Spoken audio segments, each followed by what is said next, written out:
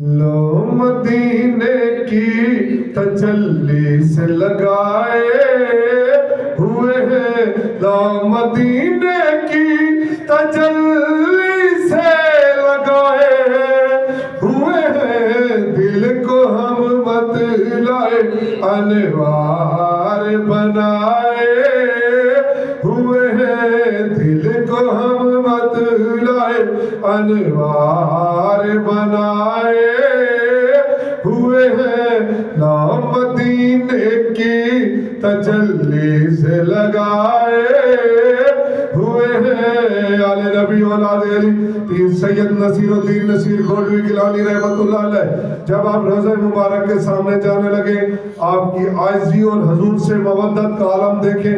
آپ لکھتے ہیں شرم سیاہ سے نہیں سامنے جایا جاتا، شرم سیاہ سے نہیں سامنے جایا جاتا، یہ بھی کیا کم ہے تیرے شہر میں آئے ہوئے ہیں، یہ بھی کیا کم ہے تیرے شہر میں، تیرے شہر میں، تیرے شہر میں آئے ہوئے ہیں، لو مدینے کی تجلی سے لگائے ہوئے ہیں۔ آل نبی اولاد علی پیر سید نصیر الدین نصیر گولوی گیلانی رحمت اللہ علیہ میروی نے جب دیکھا نا کہ عاشقان رسول روضہ مبارک کے سامنے سے گزر رہے ہیں، آنکھوں سے آنسو رواں ہیں، جالی کو چھونے کی کوشش کرتے ہیں، دربان روک دیتا ہے،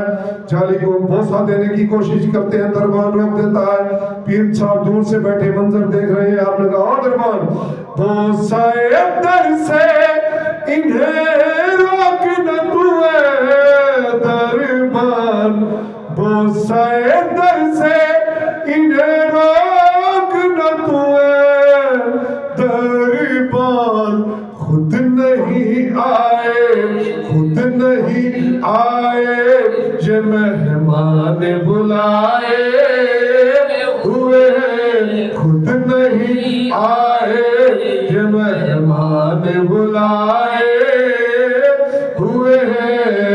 ہر کسی کو اس در پہ بلایا نہیں جاتا، آتے ہیں وہی جن کو سرکار بلاتے ہیں، خود نہیں آئے، یہ مہمان بلائے ہوئے ہیں، خود نہیں آئے، یہ مہمان بلائے ہوئے ہیں۔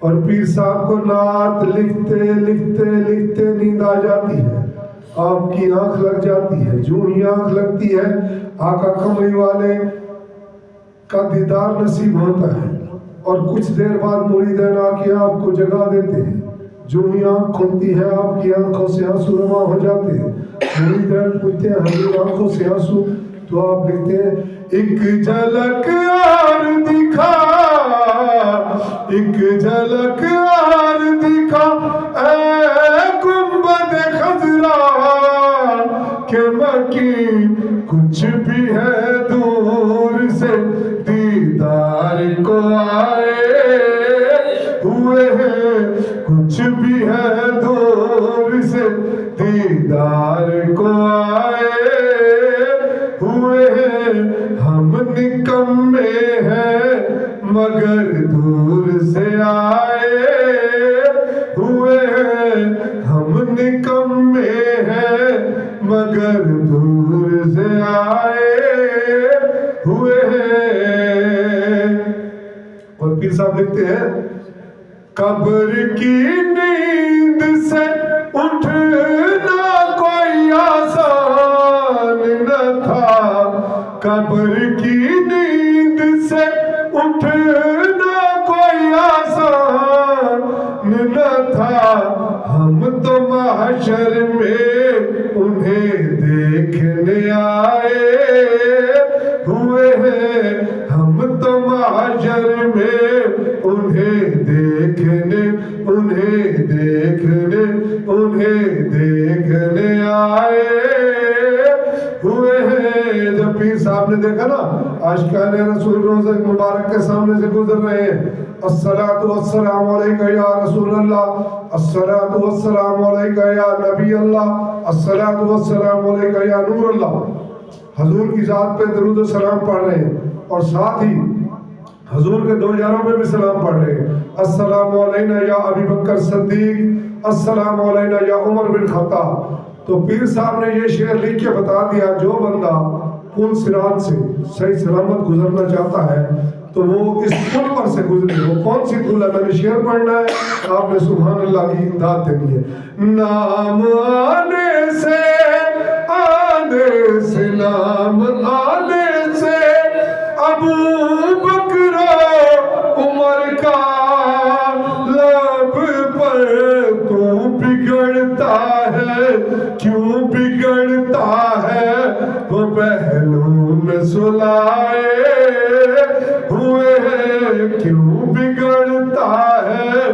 وہ پہلو میں سلائے ہوئے ہیں. درد میں کیوں نہ کر یاراں دی یاری کو راہ مل گئی ہے، نگاہ نگاہ وچ نگاہ مل گئی ہے. ساکو تجالی چمڑ دی اجازت نہ ملی، انہاں کی تے سمڑ دی چھا مل گئی ہے.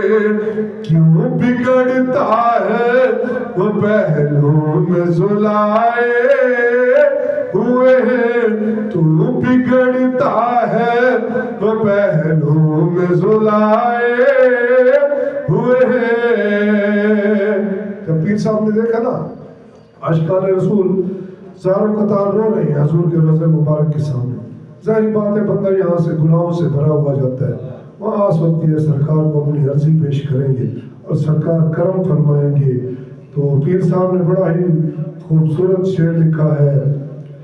سر پہ رکھ دیجئے ذرا دستے تسلی آقا، سر پہ رکھ دیجئے ذرا دستے تسلی آقا. غم کے مارے ہیں زمانے کے ستائے ہوئے ہیں، غم کے مارے ہیں زمانے کے ستائے ہوئے ہیں. اور پیر صاحب نے وقت میں کمال کر دیا. کیوں نہ بلڑا تیرے اعمال کا غریب ہو نصیر، کیوں نہ بلڑا تیرے اعمال کا غریب ہو نصیر. اب تو میزان پہ سرکار بھی آئے ہوئے ہیں، اب تو میزان پہ سرکار بھی